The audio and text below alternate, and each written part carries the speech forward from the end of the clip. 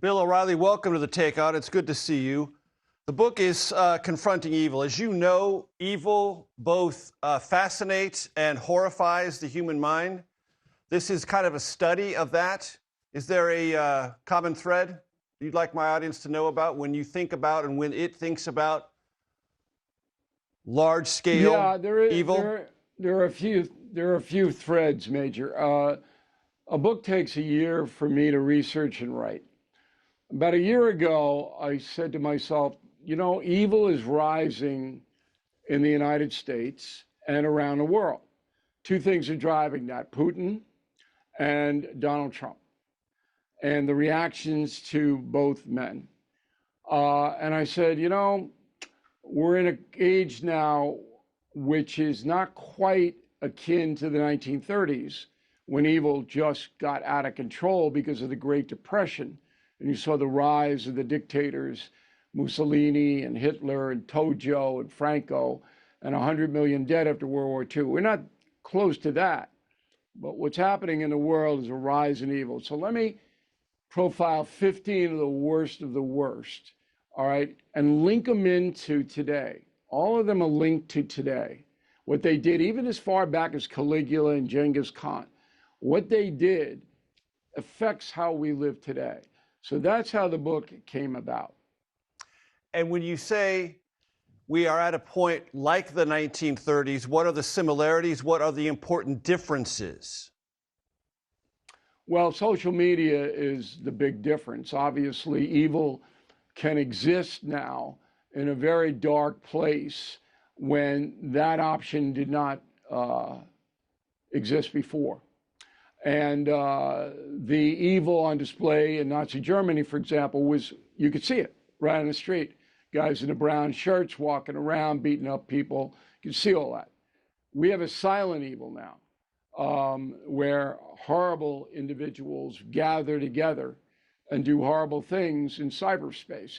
And these things sometimes translate into violence, like the Charlie Kirk assassination, the assassination attempts on Donald Trump, the firebombing of Governor Shapiro's house in Pennsylvania. You're getting a crossover.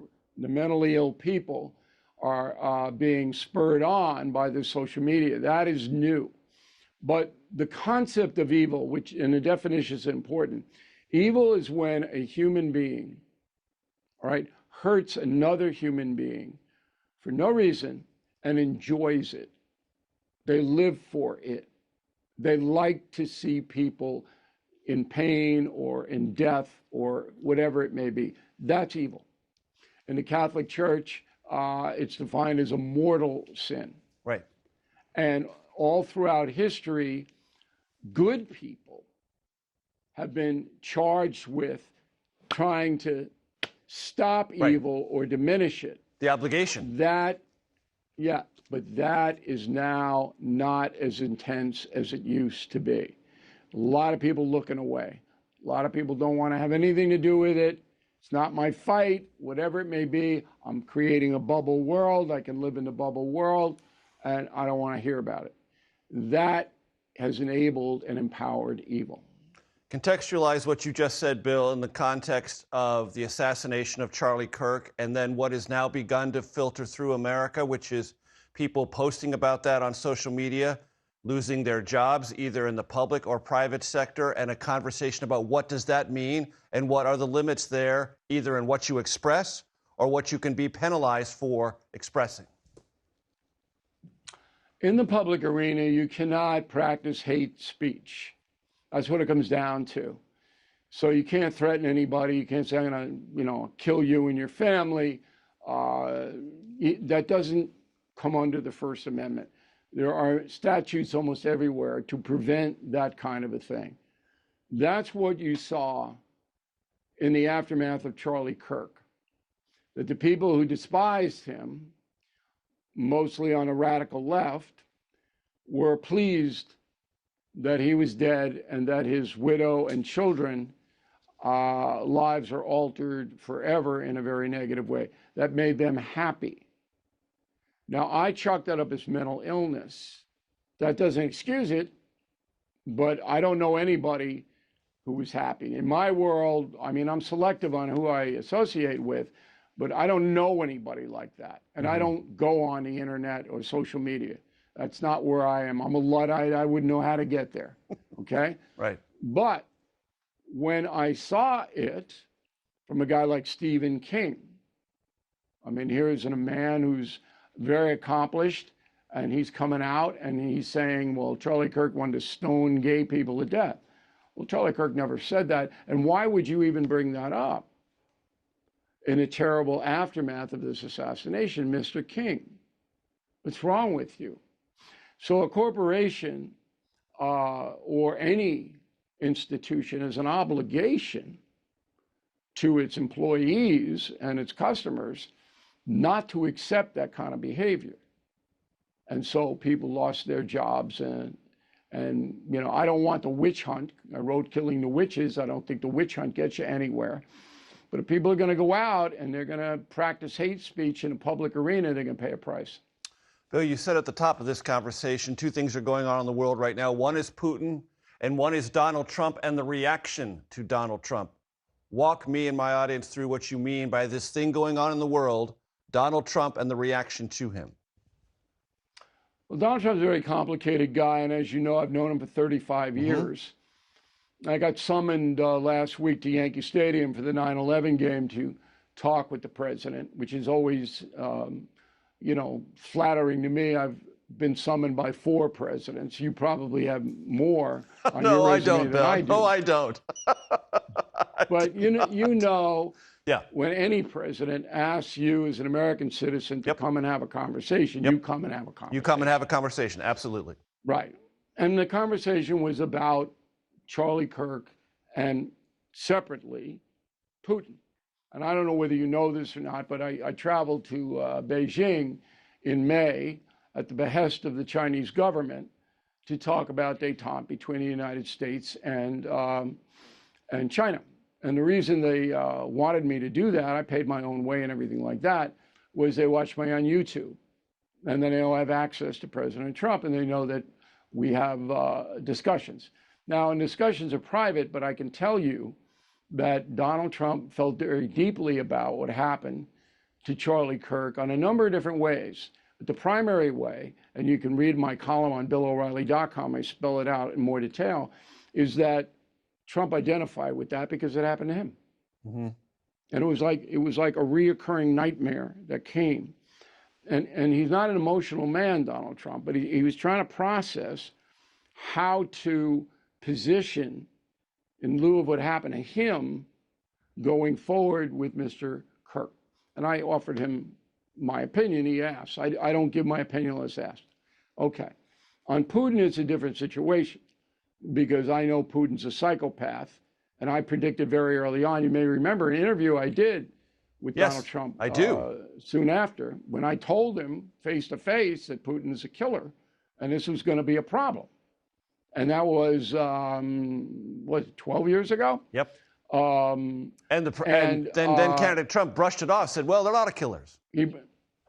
And Trump contained him for the first 4 years of his term. But Putin's a different guy now. Evil always deteriorates a person, always. Okay, so once you are powerful and you are promoting evil, you go down. And ultimately, you'll destroy yourself. Okay? But you'll take a lot of people with you. And that's what's happened to Putin. I firmly believe Putin would use a nuke, and so does the president. Now, that changes every equation. Right. And so we discussed it in a sense of global politics, on what can be done to bring this madman in line. He is a psychopath. He enjoys women and children being slaughtered from the sky in Ukraine. He likes it. Okay? And people have a hard time grasping that level of evil, but in order to deal with it, you have to grasp it. You have to understand it. And that's why Putin's on the cover of my book, right, with the Ayatollah, Mao, and Hitler. Because this guy is a danger to the world. What, if anything, does the Mao Zedong story tell us about modern China? Well, when I went to China, his picture was everywhere. He killed 20 million Chinese. You imagine in the United States, if an American killed 20 million, 2 of his million, own 1 countrymen. million, 500,000. Their picture wouldn't be all And his over. picture was everywhere. I mean, it's stunning. But the Chinese people have no clue.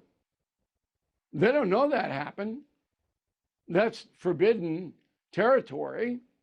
There is no press. There is no education as far as fact base is concerned.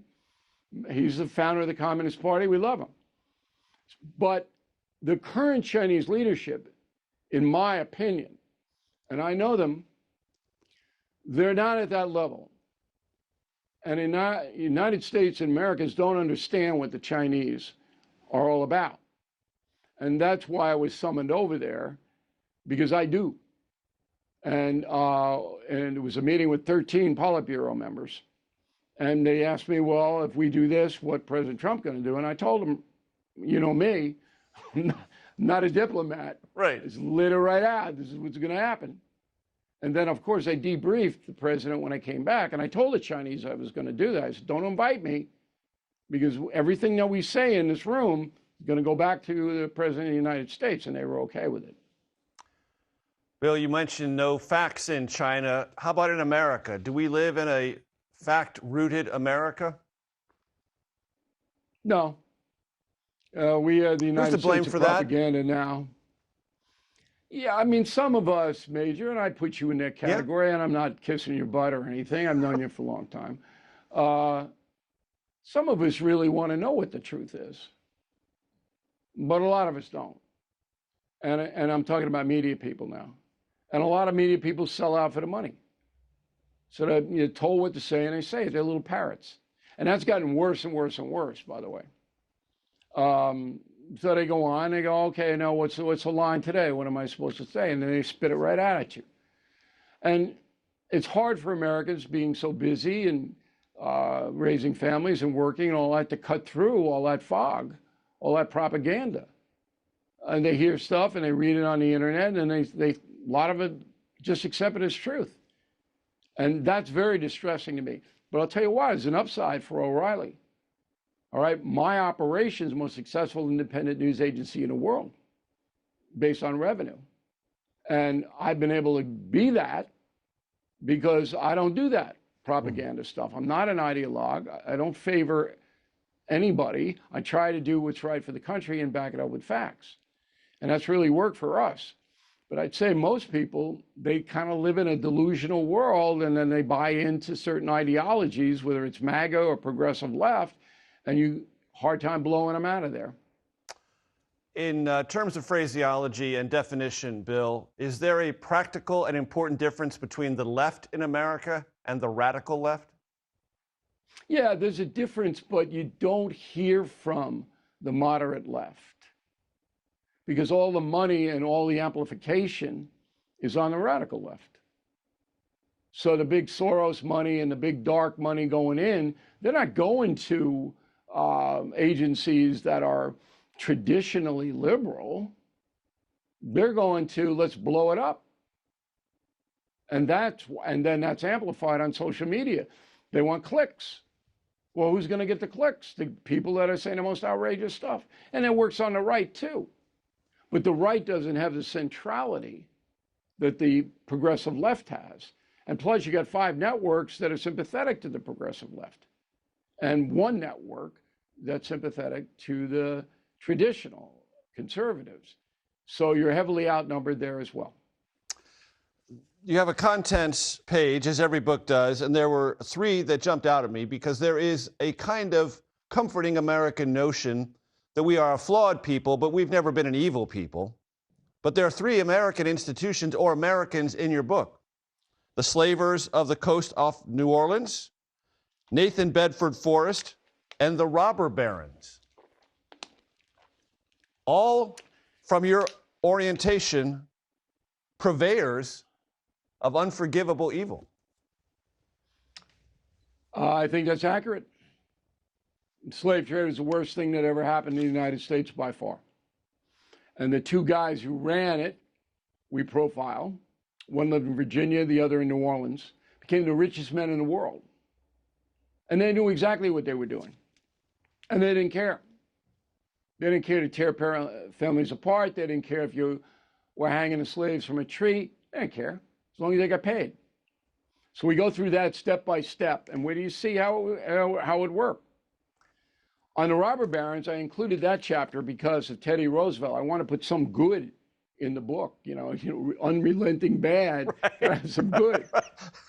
And Roosevelt went up against J.P. Morgan and Rockefeller and Carnegie. He went up against them and he won. He beat them because what they were doing was squeezing the American worker, and they were dying by the thousands in the mines and the factories. They had kids working 8 years old. They're exploiting them. It was horrible. Meanwhile, the Gilded Age, they got 18 homes all over the place, these guys. They knew exactly what they were doing.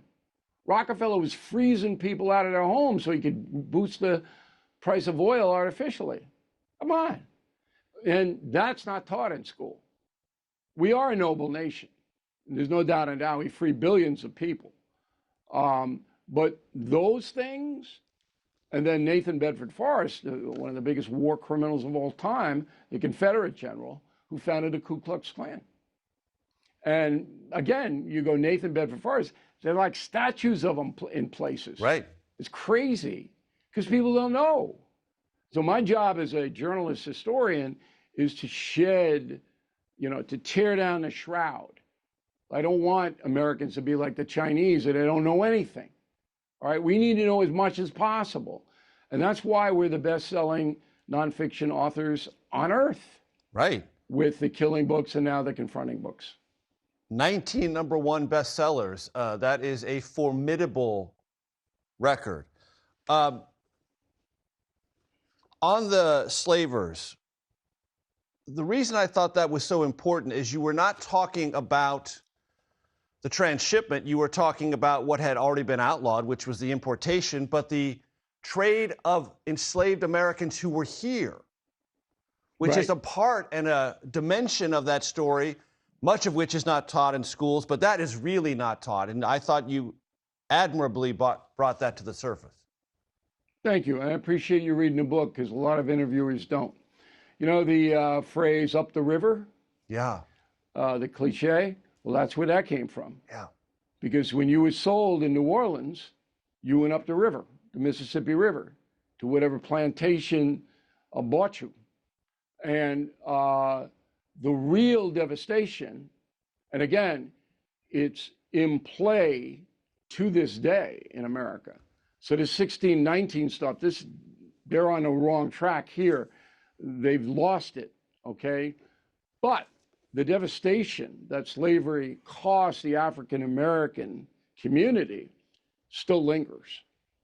The bitterness, the disassociation, the fracture of families, all of the stuff that happened after the Civil War that Nathan Bedford Forrest contributed to with the Ku Klux Klan, that's all in the DNA. And it's important for all Americans, no matter what color you are, to understand that, okay? Because once you understand it, then you can deal with it more effectively. So I'm not buying that, slavery built America. That's ridiculous. What, did Boston just appear because slaves were there? No. No. But there is a reality that we Americans should face, is that some of us, Native Americans, Black Americans, other minorities, have a much rougher road of it. And we, as fair people, noble people, have an obligation to try to mitigate that a bit. And when President Trump says, as he has recently, that inclusion of stories like this are by their very nature hostile to America or anti-American and should be in some way policed out of either the Smithsonian or other institutions, where do you come down? I come down on the truth has to be told. So there's no question that in many museums in Washington and other cities across the country, there's an anti-American strain. That they put up the event as everybody accepted this. Everybody was down with this. No.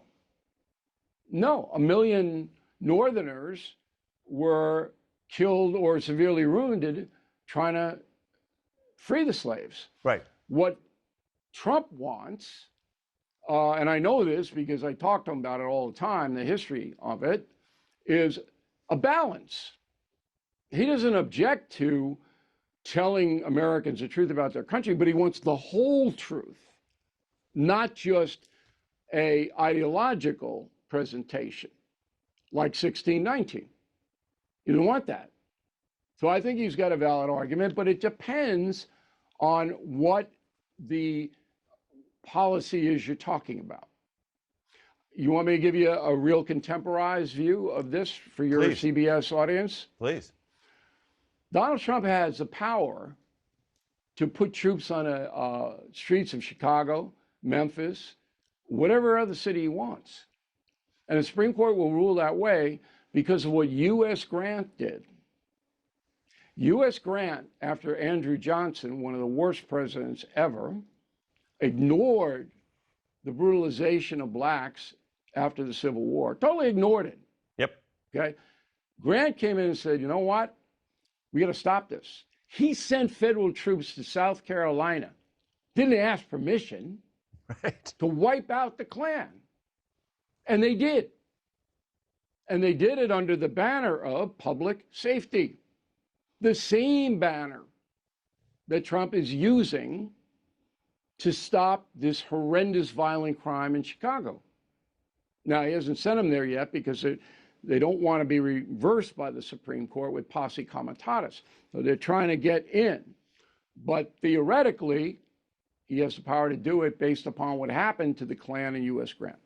Bill, the last one on your list in the table of contents is the drug cartels. And I want to talk about that for a moment because the Trump administration has identified more than one as terrorist organizations, therefore subject to U.S. military might. There's been an episode of that off the coast of Venezuela. Evaluate the drug cartels in your book and how it is playing out in real time in America and on international waters today. Well, Trump's again within his constitutional rights to take that power because he took it, and so did Bush the Younger, with the jihadists, with ISIS, with the Revolutionary Guard in Iran, with Al-Qaeda. They were all designated terror groups.